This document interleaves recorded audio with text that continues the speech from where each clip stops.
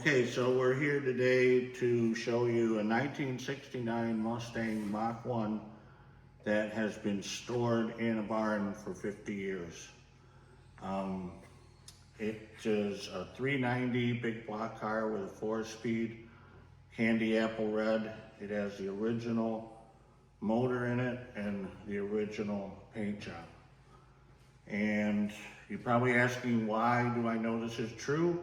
Because it's actually my high school car, and I parked it there in my parents' barn 50 years ago, almost to the date, right after I graduated. The reason I parked it was I used to street race a little bit with it, and I spun a bearing, so I shut the car off before it did any damage, and it has just been sitting there since. So let's take a look at some of the pictures of when I was in high school. This is the first one on my way to school. Of course, I looked a lot better back then. This is when I graduated. What we used to do back then a lot was paint them up with watercolors. It shows I graduated in 1975. So then it stored in my parents' barn. This is just recently showing where it was stored. And of course the tires were 50-year-old shot, so we put different rims and tires on it just to get it out of there. And so now let's go take a look at the car.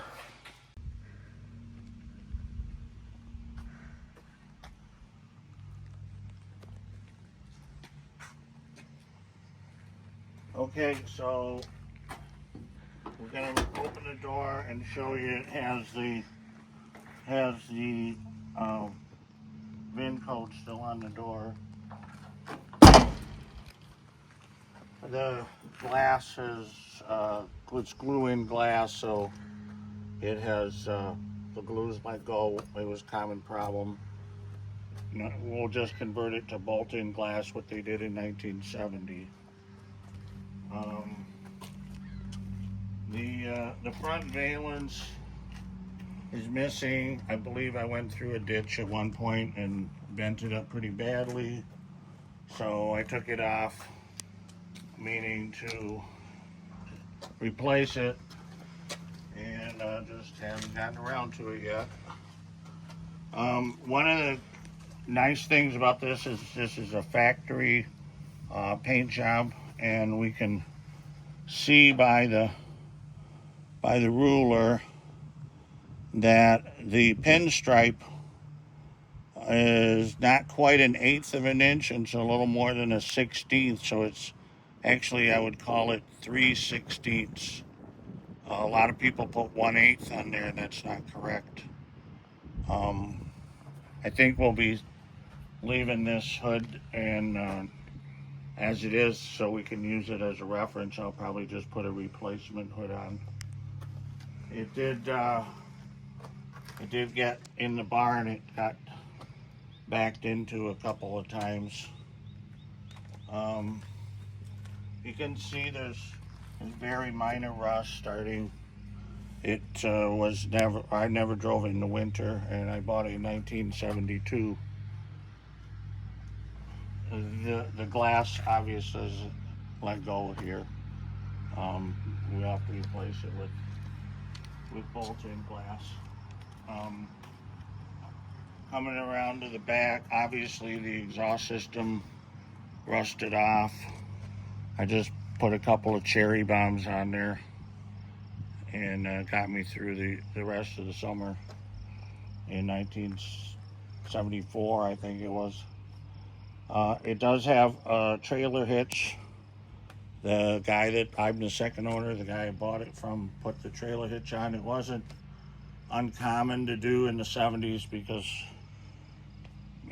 people didn't drive as many trucks. So if you had a small trailer, you just put a trailer hitch on. Never got around to taking it off. The dent is for where my grandmother backed into my car when it was at the house. was my grandmother, so you can't really get mad at her. So let's get it off the trailer and we'll take a look at inside. We haven't looked inside it in 50 years.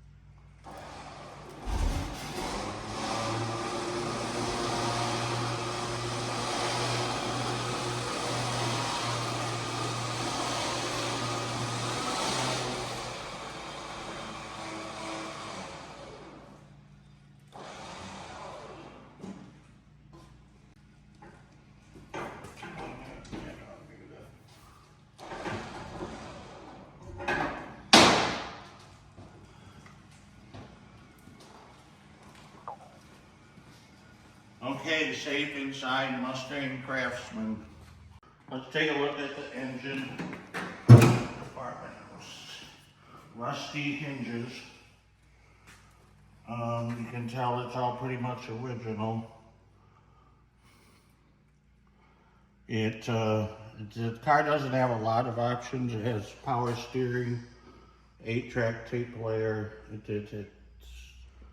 The 4-speed is close ratio. It does have power brakes, power disc brakes. One thing that you might want to note is you notice the body color, they took it all the way up because this was the first year that the cowl is removable. So through 68 they had to paint it black, but 69 they just took the body color all the way up.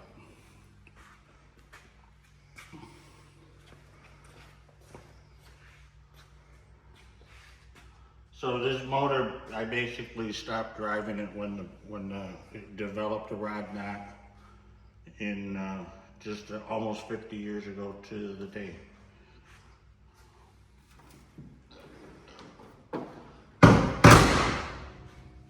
Now for the inside, I have not really been in here in 50 years because it's kind of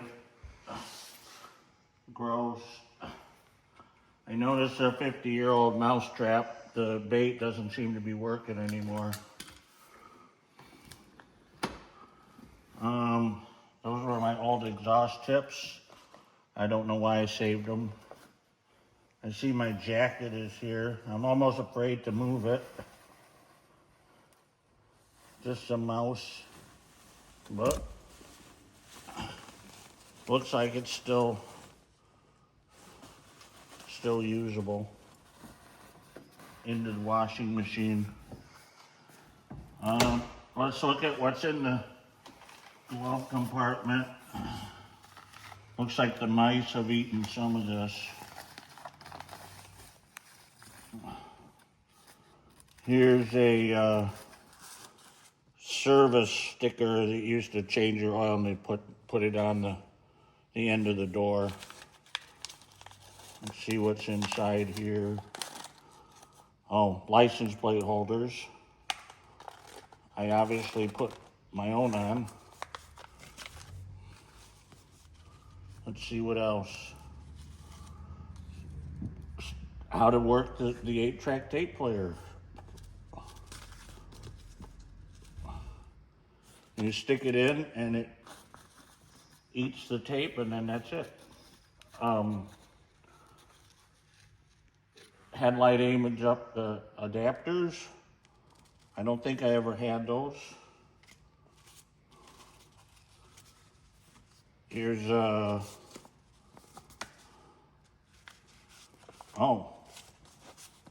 8-track tape club. You can get any 8-track tapes for $4.95 through Ford. Well, I don't think we'll be getting those now. Unless they want hints for a safer ride. Let's see what it says. This is from Ford as well. Oh yeah, that's safe, all right. Either we need gas, I guess you put it like this, need gas, or send help. Don't leave home without this. Okay, I guess that's it for the glove box.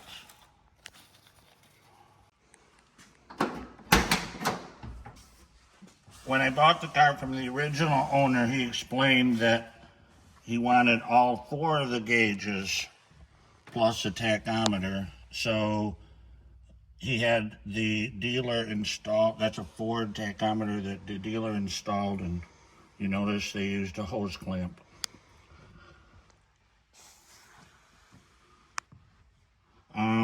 And also my graduation tassel came off my hat.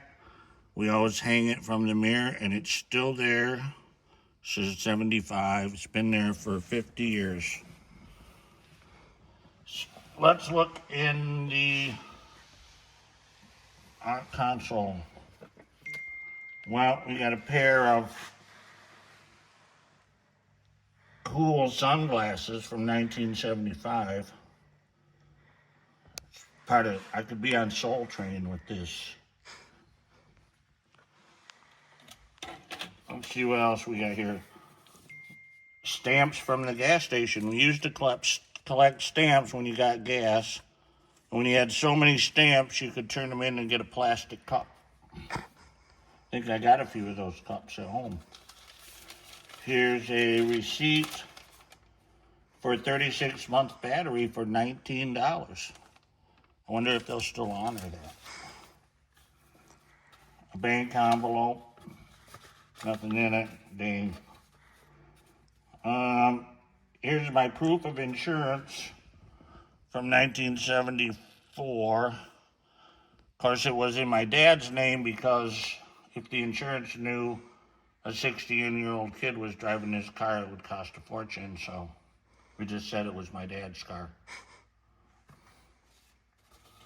Let's see what else. Oh, the owner's manual, original, and the original owner's card. Says your warranty's no good without that. Here's a fog light switch. I intended to put fog lights in, but never did. So we'll put that in one of these days. Here's a comb. Of course, I don't use that anymore. Here's a film canister, but we never put film in it. It was to put your weed in. There is a little bit in there. I don't know if it ages like wine, but we might be smoking that later. A lighter. It's a little dry. 2 8-track tapes. I'm gonna have to put my glasses on to read them. We've got rare earth, but of course it's been eaten already. Rare earth, get ready.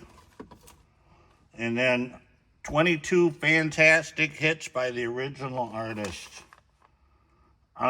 Things like Tie a Yellow Ribbon Around the Old Oak Tree by Dawn, Elton John, Crocodile Rock, Vicki Lawrence, The Night the Lights Went Out in Georgia. This is slammed full of hits.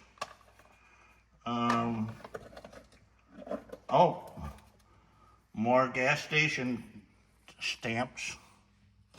I have to turn those in. I think that's about all. A couple of pens. I'm sure they don't write. That's all we got in there for now. Look in the trunk. See what's in there. See what we got. Original spare tire. It looks like the mice have left us some treats in the form of walnuts. The trunk mat is gone. Jack handle still there. With that pretty well, you can see we have a fold down seat. That pretty well sums it up. So I wanted to cover a couple of items in detail. I talked about the black engine compartment paint is, as you can see here, is they used a mask to mask this off and then painted the engine compartment black. And that was procedure 65 through 68. In 69, they didn't need to do that because of the replaceable cowl cover. But as you can see, they still did it that way. Now, I've seen some 69s with black all the way up here, so there might have been a difference between manufacturing plants or dates, but anyway, you can see ours is that way. The other thing I wanted to cover is I talked about the width of this stripe between 16th and 1/8. It actually measures 3/32. I added wrong when I said earlier it was 3/16. It's actually 3/32. The other thing I wanted to cover is why we couldn't get into this car for 50 years. When it was parked, there was another car parked there, and we parked another car within inches of this one. So there was literally, once the windows were rolled up, there was no way to get into the car. So it sat that way for 50 years. We're gonna go look at the VIN number.